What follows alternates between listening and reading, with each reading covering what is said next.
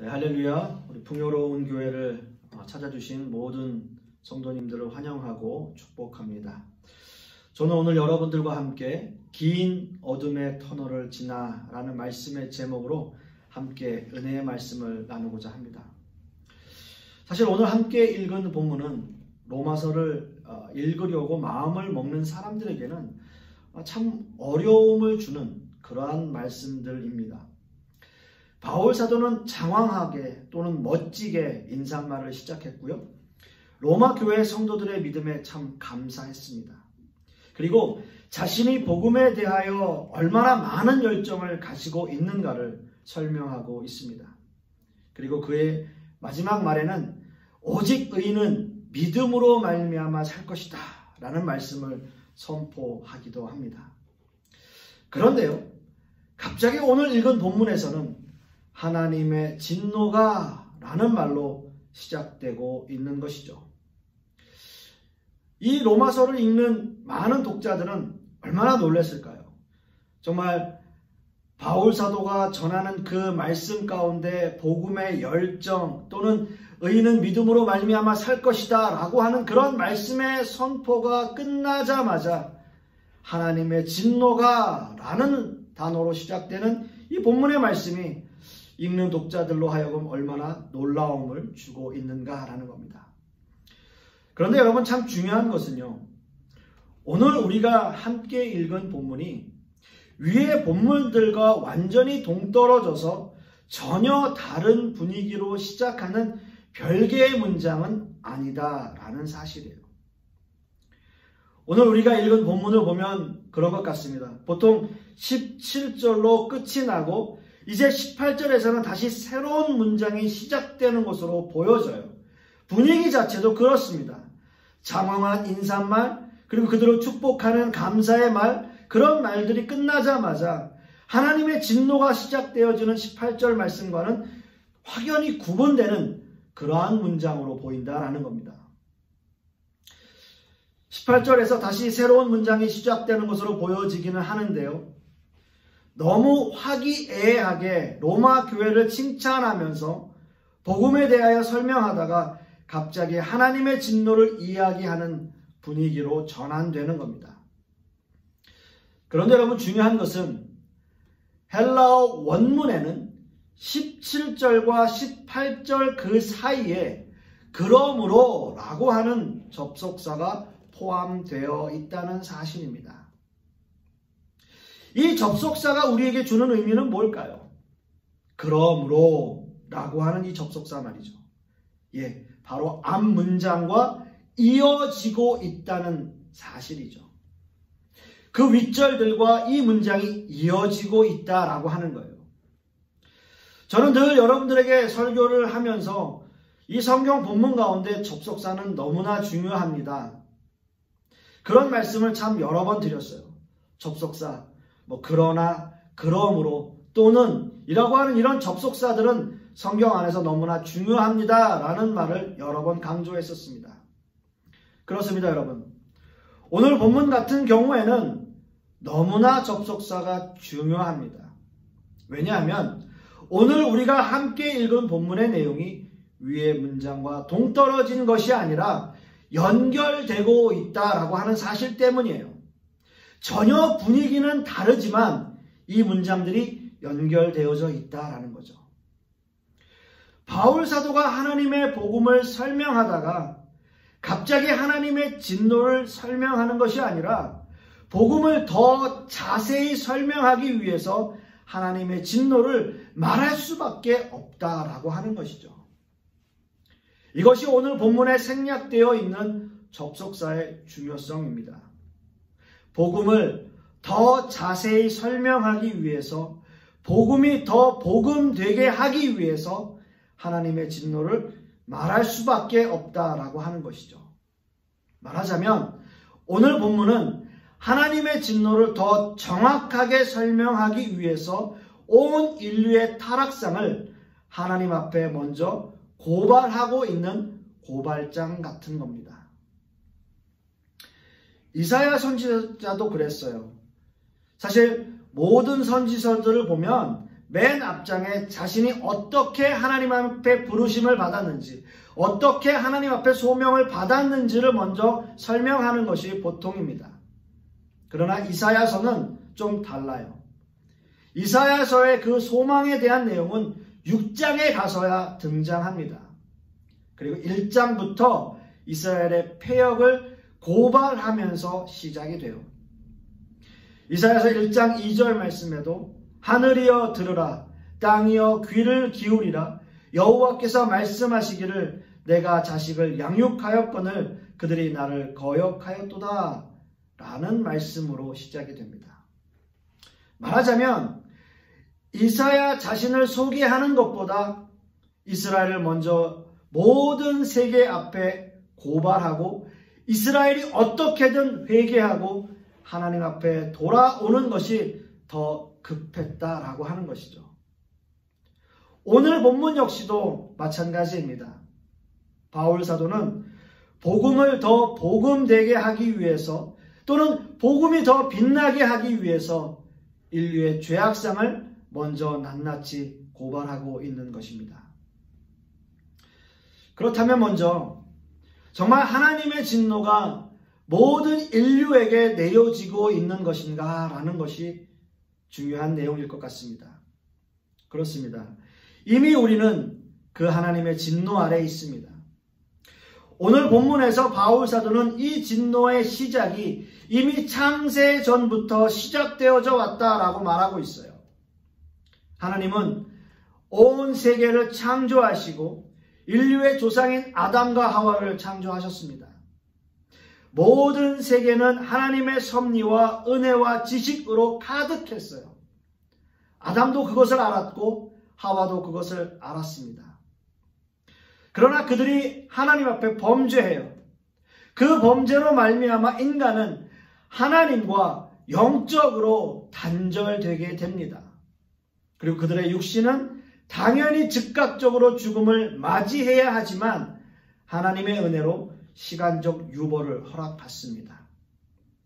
따라서 하나님이 정해놓으신 시간만큼 이 세상을 살다가 육신의 죽음을 맞이하게 되는 것이죠. 이것이 인간들에게 내려진 하나님의 형벌이고 진노였습니다. 그런데 여러분 한번 생각해 보세요.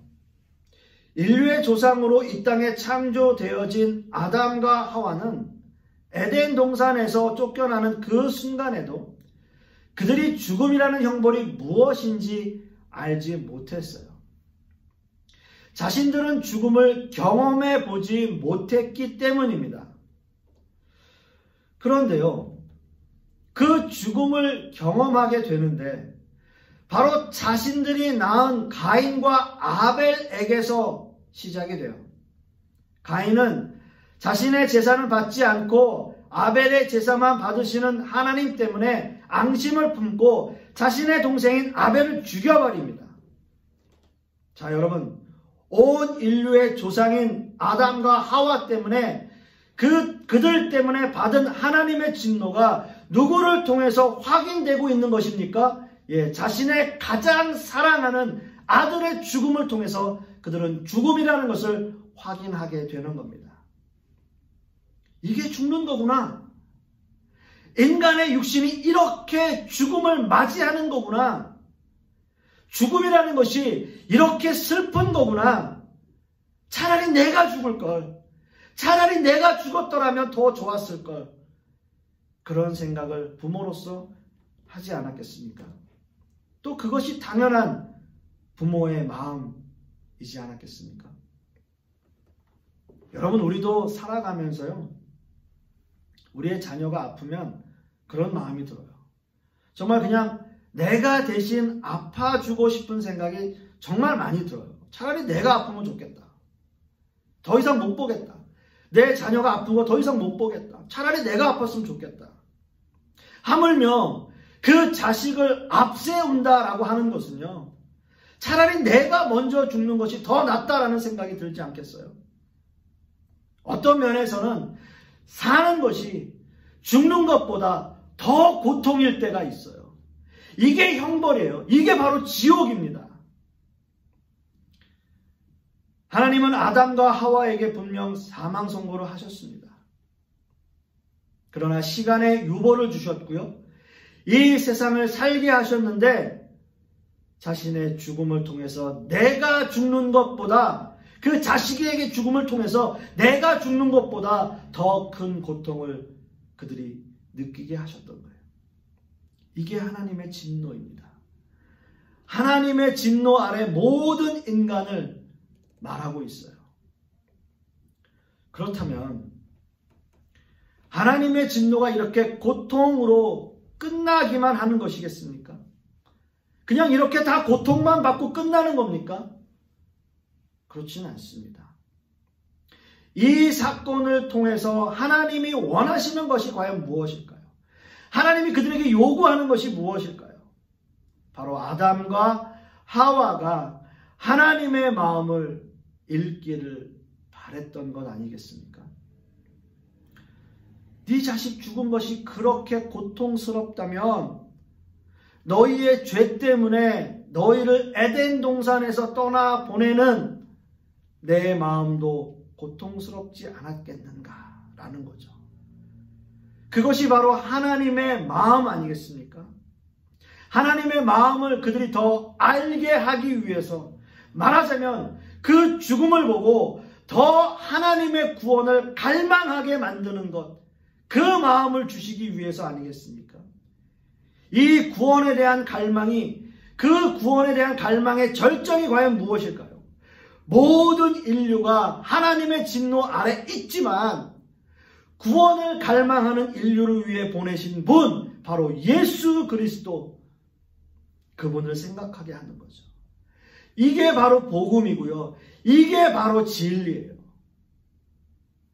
여러분 믿으십니까? 자, 그렇다면 더 근본적으로 모든 인류가 하나님의 진노 아래 있는 이유는 과연 무엇이겠냐라는 거죠. 첫 번째 이유는요, 바로 우상 숭배 때문입니다. 우상 숭배. 바울 사도는 우상 숭배에 대해서 오늘 읽은 본문에서요, 하나님을 영화롭게 하지 않는 것과 썩어질 사람과 새와 짐승과 기어다니는 동물 모양의 우상이라고 말하고 있어요. 아마도 바울 사도 그 당시에는 사람을 우상시하는 그리스 문화와 날짐승과 육상동물의 형상을 우상화하는 로마, 이집트 또는 소아시아 지역의 우상들을 통틀어서 나열하고 있는 것 같습니다. 그러나 그럼에도 불구하고 우상은 인간 안에 있는 자신이 하나님이 되고자 하는 교만한 마음에서 시작되는 것이다 라고 볼 수 있습니다. 태초의 인간 역시 그들이 하나님처럼 되고자 하는 마음 때문에 그들은 죄를 저질렀어요. 사탄은 하와에게 이렇게 말합니다. 너희 눈이 밝아져 하나님과 같이 되어 라는 말을 합니다. 인간이 바벨탑을 쌓은 이유도 마찬가지예요. 인간들이 이렇게 말해요. 그 탑 꼭대기를 하늘에 닿게 하여 우리 이름을 내고 라고 말하고 있습니다. 인간들은 끊임없이 자신이 하나님이 되고자 하는 욕망을 가지고 있다라는 거죠.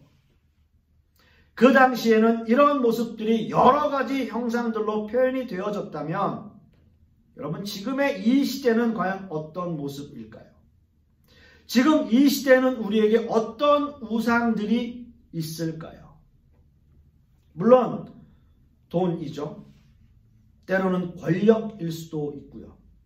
그리고 때로는 과학 문명이라고 할 수도 있습니다. 계몽주의, 우리가 흔히 얘기하는 르네상스 시대 이후에 급격히 사회가 변하면서요, 과학은 엄청난 발전을 이루어 왔습니다. 과학이 발전하면서 하나님이 하신 것이라고 생각했던 것이 과학적으로 증명되는 시대가 되었습니다. 물론 저는 과학을 무시하는 사람도 아니고요. 또 과학을 부인하는 사람도 아닙니다. 과학의 발달이 인간에게 편리함을 가져다 주었다라고 하는 것은 사실이죠. 여러분, 우리가 휴머니즘이라고 하는 말 참 많이 들어보셨을 겁니다. 어떻게 보면 과학 문명과 더불어서 함께 발달하고 있는 것, 그런 것이 바로 인간 존중 사상이에요. 무엇보다 인간이 참 중요하다라고 하는 거죠. 예, 물론 중요합니다. 인간이 존중되어져야 하고 인간이 가장 위대하다라고 이야기하는 거예요. 얼뜻 듣기에는 너무나 당연한 것처럼 들리죠. 그러나 여기에 분명한 함정이 있다는 사실입니다. 인간이 존중되고 인간이 위대해지려면 그 안에 하나님이 존재하지 말아야 한다는 거죠. 우리 안에 하나님 대신 나 자신을 집어넣는 거예요. 오직 인간밖에 없어요. 이것이 우리에게 우상이에요. 물론 과학 좋습니다. 과학 역시도 하나님이 허용하시는 범위만큼 발전하는 것이라 저는 믿어요. 그렇다면 이 과학이 우리를 정말 살기 좋은 사회로 만들었냐라는 거예요.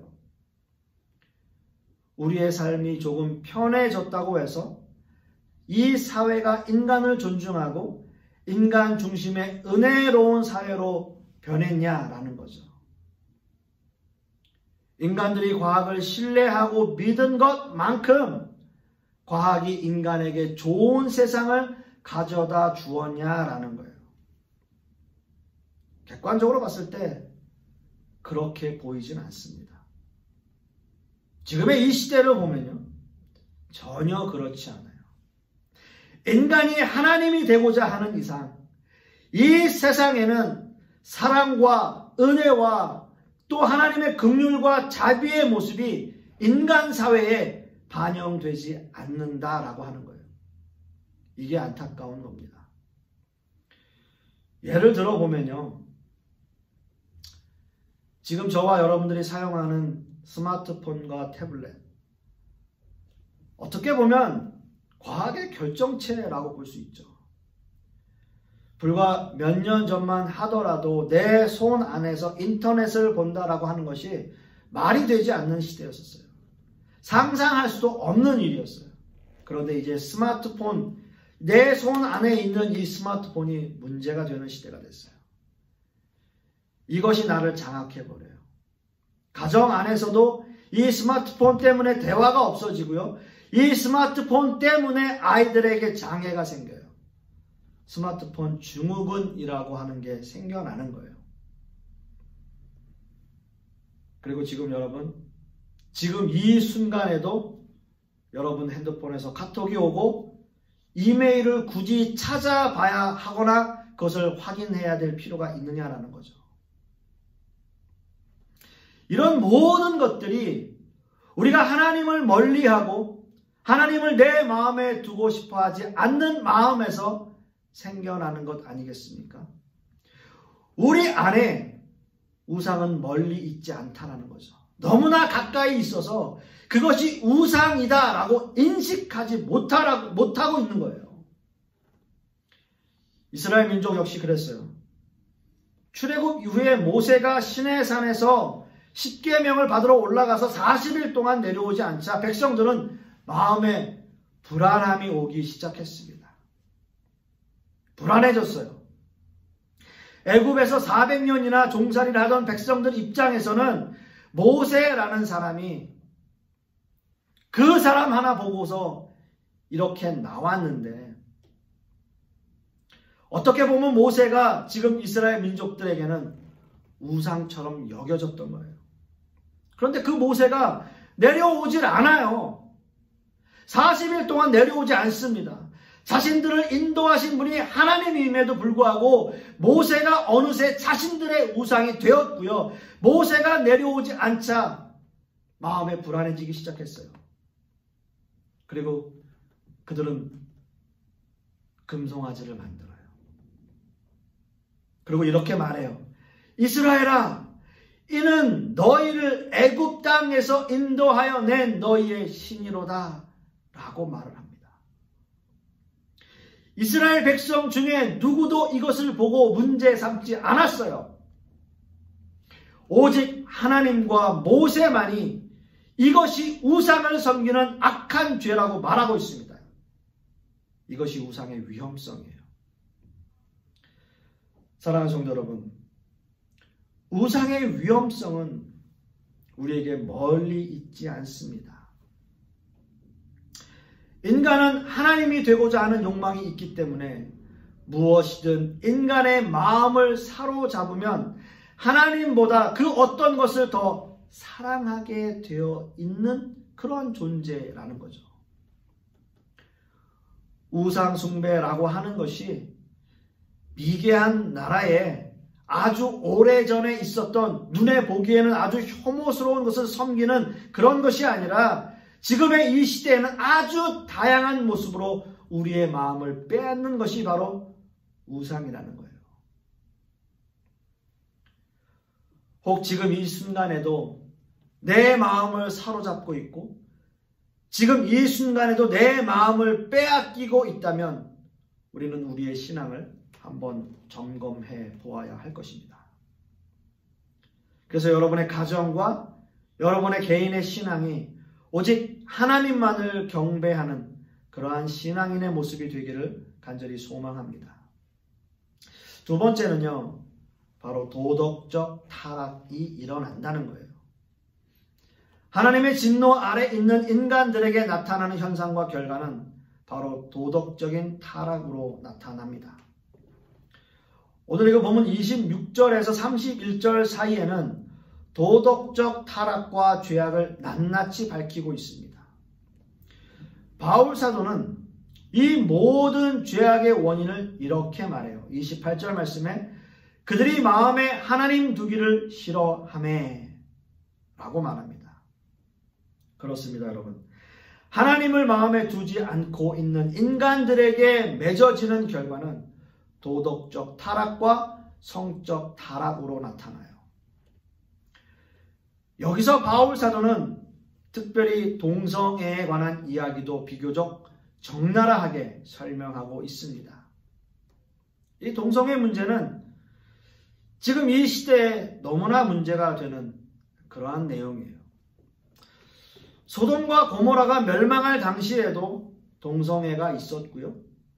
고대 근동에는 이 동성애가 만연해 있었어요.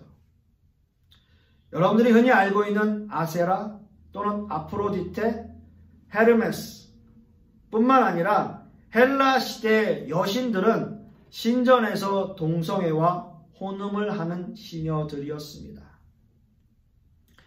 성경은 분명히 말해요.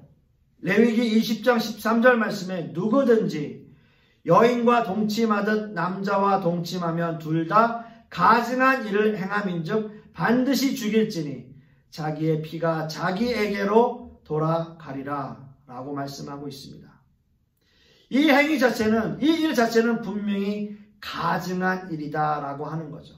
하나님 보시기에 합당하지 않으며 모든 사람들이 이 시대를 사는 보통의 평범한 시민들에게도 이것은 이해가 가지 않는 일이다 라고 하는 거예요. 우리는 이런 암울한 시대를 살아가고 있습니다. 그런데 이런 사람들을 다루시는 하나님의 방법이 오늘 본문 말씀을 보시면 이해가 가지 않아요. 하나님은 이런 사람들을 내버려 두신다 라고 말하고 있습니다. 내버려 두신다. 24절 말씀에도 그들을 마음의 정욕대로 더러움에 내버려 두사. 그리고 또 26절 말씀에도 그들을 부끄러운 욕심에 내버려 두셨으니. 마지막으로 28절에도 그들을 그 상실한 마음대로 내버려 두사 라고 말씀하고 있습니다. 내버려 두사, 내버려 두사, 내버려 두사. 하나님은 왜 그들을 내버려 두는 것일까요? 정의의 하나님 또는 공의의 하나님이 그들을 즉각적으로 심판하셔야 하는 것 아닐까요? 그러나 여러분, 하나님은 이 문제에 대하여 이미 심판하고 계셨고 또한 완전한 심판은 곧 이루어질 것입니다. 그렇습니다. 하나님이 그들을 내버려 두시는 것은 이미 그들이 하나님의 심판 아래 있다는 사실 때문이에요. 그들의 범죄로 인해서 누군가는 괴로워하고 또 누군가는 슬퍼하면서 죄를 지은 사람뿐만 아니라 죄와 연결되어진 모든 사람들, 그리고 그 소식을 듣는 모든 사람들에게 이 문제가 영향을 주고 있다는 사실이죠. 그래서 그들은 이러한 일들로 고통을 이미 받고 있는 거예요. 하나님의 진노 아래 그들이 있기 때문입니다. 그래서 우리 모두는 하나님의 진노 아래 있습니다. 세상에 누군가 죽어가는 모습을 보고 심판에 대한 두려움을 느끼고요. 믿는 사람이든 믿지 않는 사람이든 어떤 절대자를 향한 마음이 생기게 되는 거죠. 만약 믿는 사람이라면 하나님의 은혜와 사랑에 대해서 더 간절해지고요. 구원에 대한 더 확신을 가지려고 노력하게 되는 것입니다. 이렇듯 하나님의 진노는 인간의 죄로 말미암아 이미 세상 가운데 있습니다. 그러나 죄가 만연하고 세상이 더 타락할수록 구원에 대한 목마름은 더해 가는 것이죠. 어둠의 세상에서 복음이 한 줄기 빛이 되어 그 복음이 더 환하게 빛나는 것처럼 말입니다. 사랑하는 성도 여러분, 이제 말씀을 마치려고 하는데요. 참으로 우리는 힘들고 어려운 세상을 지금 살아가고 있습니다. 세상을 바라보면 희망이 없어 보여요. 세상은 더 악해져 가고 이런 세상에서 살아야 하는 우리나 우리의 자녀들을 생각하면 우리는 더 참담하고 더 암담해집니다. 그렇기 때문에 이 세상에서 우리가 붙잡아야 하는 것은 바로 복음이에요. 내버려 두시기로 작정하신 세상에서 하나님이 우리를 택해 주셨다는 그것 하나만으로도 우리가 이 세상을 살아가야 할 이유가 분명히 있다는 거죠. 여러분의 믿음을 위해서 또 복음을 위해서 우리는 또 우리의 내일을 살아가야 할 것입니다. 간절히 소망하기는 이번 한 주간도 힘든 주간이 되겠지만 그러나 낙심하지 말고 여러분이 세상의 비침을 기억하시고 세상의 복음을 들고 열심으로 살아가는 저와 여러분 되실 수 있기를 간절히 소망하겠습니다. 기도하겠습니다.